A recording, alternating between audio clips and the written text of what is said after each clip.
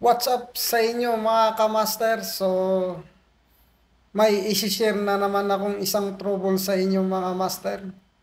May problema tong Okme namin na makina. So, itong makina na to master ay depalletizer pala to.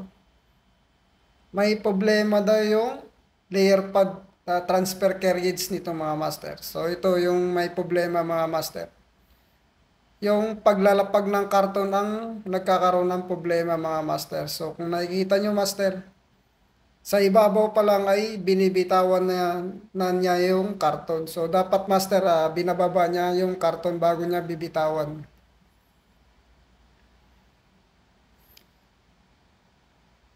Kung makikita nyo master, sa ibabaw pa lang, binibitawan niya at ang lakas ng vibration ng carriage niya mga master. So, hindi yun normal mga master ng pagre-release niya ng karton. Kung nakikita nyo, sa ibabaw pa lang ay binibitawan na niya mga master. So, ngayon master, i-check ko sa HMI niya kung may ano ba to, may alarm ba yung HMI kasi nga para malalaman natin kung saan ang problema nito mga master.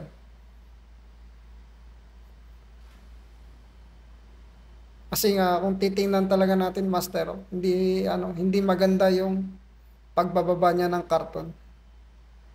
So dito tayo sa HMI mga master.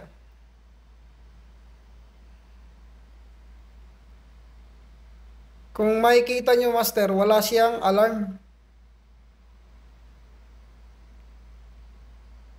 Wala siyang alarm master tungkol dun sa problema na yun.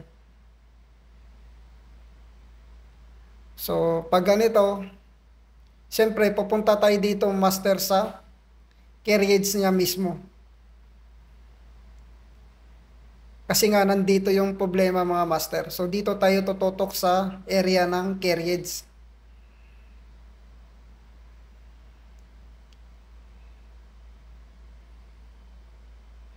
So, dito master, may napapansin akong may problema nito master. Yung spring. So, itong ano master, inductive na proximity sensor na to master. So ito yung nagdidikta master sa PLC na may nahihigop siyang karton o wala mga master. So yan yung nagbibigay ng signal. Tapos ito kasi master ay umaangat to pag humihigop siya ng karton. So may spring siya mga master. Oh. Kung nakikita nyo master yung spring mga master, durog-durog na mga master no, bali-bali na siya. Matigas na siya master, hindi siya naglalaro. Sa nakikita kong problema nito master ay yung spring lang ang papalitan ko nito master. So, ito lang ang papalitan ko, basic lang no, spring lang. Tapos linisin ko yung shafting niya master. Yun ang gagawin ko dito mga master.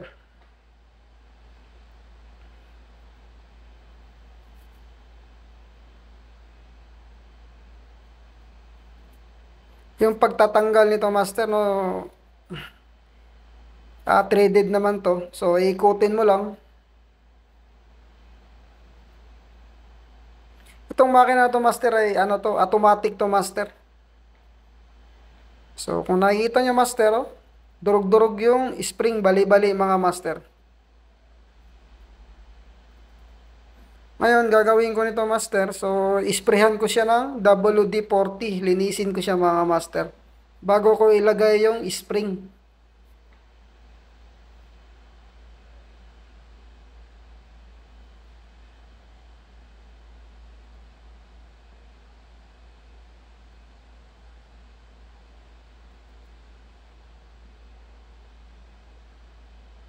So, ngayon master, nalinis ko na at yun. Ilalagay ko na yung spring mga master.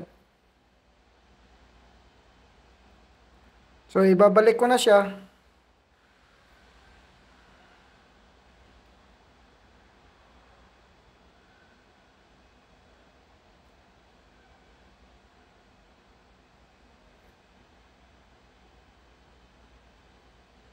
Pag ganito master na walang alarm yung makina mga master, so walang alarm yung HMI.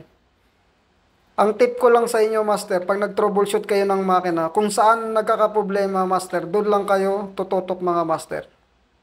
So ngayon master, ito na, napalitan ko na at papaanda rin natin ulit mga master kung may pagbabago na ba. Kung magiging okay na kung magiging okay na ba siya master. So ayun, kung nakikita nyo master, naibababa na niya yung karton bago niya binibitawan. So yun ang normal mga master.